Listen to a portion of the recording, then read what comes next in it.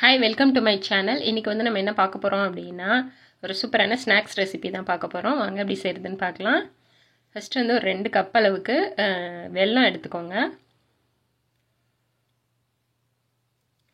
இதில் வந்துட்டு 3.5 கப் அளவுக்கு தண்ணி ஆட் பண்ணிக்கலாம்.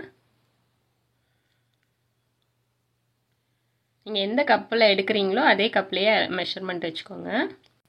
இந்த வெல்லம்லாம் நல்லா கரைஞ்சி நம்மளுக்கு வந்து ஒரு கொதி வந்தால் போதும். ரொம்ப அந்த கம்பி பதம்லாம் தேவையில்லை. இதுக்கு 1/4 டேபிள் ஸ்பூன் சுக்குத்தூளும் 1/4 டேபிள் ஸ்பூன் வந்துட்டு ஏலக்காய் தூளும் ஆட் பண்ணிக்கலாம். அதில் 1/4 டேபிள் ஸ்பூன் சால்ட் ஆட் பண்ணிக்கோங்க. அந்த டேஸ்ட்டு அப்போ தான் நல்லா தூக்கி கொடுக்கும்.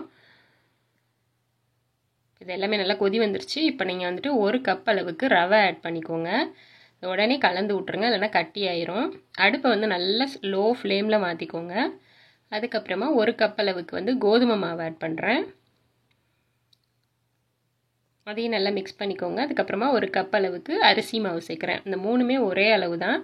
1 கப் அரிசி மாவு, கோதுமை மாவு, ரவை 3ஐயும் ஈக்குவலாக எடுத்துக்கோங்க. இது எல்லாத்தையும் நல்லா கலந்து விட்டுக்கோங்க. அடுப்பு லோவாக தான் இருக்குது. 1 டேபிள் ஸ்பூன் நெய் விட்டுக்கலாம். இதெல்லாம் மிக்ஸ் ஆகி உங்களுக்கு அந்த கெட்டியாக வர வரைக்கும் நம்ம இதை வந்து நல்லா கலந்து விட்டுக்கலாம். இந்த மாவு வந்து எப்படி வெந்துருச்சு அப்படின்னு வந்து நம்ம செக் பண்ணுறது அப்படின்னா, கையில் நல்லா தண்ணி தொட்டுக்கோங்க. பச்சை தண்ணியை தொட்டுட்டு இந்த மாதிரி டச் பண்ணி பார்த்தீங்க அப்படின்னா கையில் ஒட்டாமல் வரணும். அந்த மாதிரி இருந்துச்சுன்னா உங்களுக்கு ரெடி ஆயிடுச்சுன்னு அர்த்தம். இங்கே அடுப்பு ஆஃப் பண்ணிவிட்டு இதை வந்து ஒரு மூடி போட்டு நல்லா ஆற விட்டு எடுத்துக்கோங்க.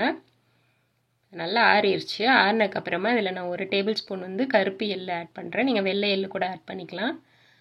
அப்புறம் 1 டேபிள் ஸ்பூன் நெய் ஆட் பண்ணுறேன். கையிலையும் நல்லா ஆயில் அப்ளை பண்ணிக்கோங்க. இல்லை எண்ணெய், நெய் இது வேணால் அப்ளை பண்ணிக்கலாம். அப்ளை பண்ணி இது எல்லாத்தையும் நல்லா கலந்து விட்டுக்கோங்க. வேறு பாத்திரத்துக்கு மாற்றி கூட நல்லா அதை மிக்ஸ் பண்ணிக்கலாம். அதே பாத்திரத்தில் பண்ணோம் அப்படின்னா நம்மளுக்கு பிசு பிசுன்னு ஒட்டுற மாதிரி இருக்கும். இப்போ வந்துட்டு நீங்கள் ஒரு சின்ன சின்ன பாலாக இதை வந்து நம்ம உருட்டி வச்சுக்கலாம். கையில் எண்ணெய் தொட்டுட்டு நல்லா அது மாதிரி உருட்டி எடுத்துக்கோங்க. இருக்க எல்லா மாவையும் இந்த மாதிரி உருண்டை பிடிச்சி வச்சுக்கலாம். அப்போ தான் நம்மளுக்கு எண்ணெயில் பொரிக்கும் போது ஈஸியாக இருக்கும் டக்கு டக்குன்னு தட்டி போடுறதுக்கு. இப்போ வந்து இந்த மாதிரி ஒரு பாத்திரத்தை வந்து அடியில் வச்சுக்கோங்க, தட்டு மாதிரி. அதுக்கு மேலே நான் ஒரு பட்டர் ஷீட் வச்சுருக்கேன். அதுக்கு மேலே கொஞ்சமாக நெய் அப்ளை பண்ணிக்கோங்க. நீங்கள் வாழை இலை இல்லை பிளாஸ்டிக் பேப்பர் எதில் வேணாலும் இந்த மாதிரி செஞ்சுக்கலாம். அதுக்கு மேலே இன்னொரு பட்டர் ஷீட் வச்சு இந்த மாதிரி ஒரு பாத்திரத்தை வச்சு லைட்டாக ப்ரெஸ் பண்ணிங்க அப்படின்னா ஃப்ளாட்டான பாத்திரத்தில் பண்ணுங்கள். உங்களுக்கு அந்த ஷேப் வந்து நல்லா ஈவனாக கிடைக்கும்.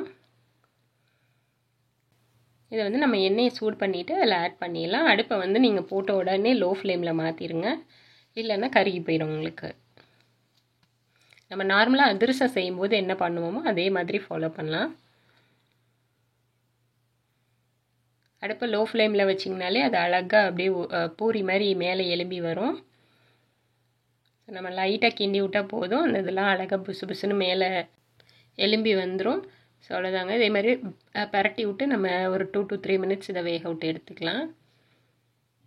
அந்த கோல்டன் ப்ரௌன் கலர் வர வரைக்கும் நம்ம இதை எண்ணெயில் நல்லா பொரிச்சு எடுத்துக்கலாம். அடுப்பு வந்து நீங்கள் லோ ஃப்ளேம்லேயே மாற்றிக்கோங்க. போடும்போது மட்டும் மீடியம் ஹீட்டில் வச்சுட்டு அதுக்கப்புறம் ஃபுல்லாக லோ ஃப்ளேம்லேயே மாற்றிடுங்க. ஸோ அவ்வளோதாங்க, பாருங்கள் ரெடி ஆயிடுச்சு. ஒரு 80% வந்து இதோட டேஸ்ட் வந்து நம்மளுக்கு நார்மலாக நம்ம அதிரசம் செய்வோம்ல அந்த டேஸ்ட்டு தான் வருது. ஆனால் வந்து நம்மளுக்கு ஈஸியாக நம்ம மாவெல்லாம் அரைக்காமல் டக்குன்னு இன்ஸ்டண்ட்டாக பண்ணுற மாதிரி இருக்குது. ஸோ இது போல் நீங்களும் ட்ரை பண்ணி பாருங்கள். உங்களுக்கு பிடிச்சிருந்துச்சுன்னா லைக் பண்ணுங்கள், ஷேர் பண்ணுங்கள், கமெண்ட் பண்ணுங்கள், மறக்காமல் சப்ஸ்கிரைப் பண்ணுங்கள். அந்த பெல் பட்டனையும் கிளிக் பண்ணிக்கோங்க. Thank you, bye bye.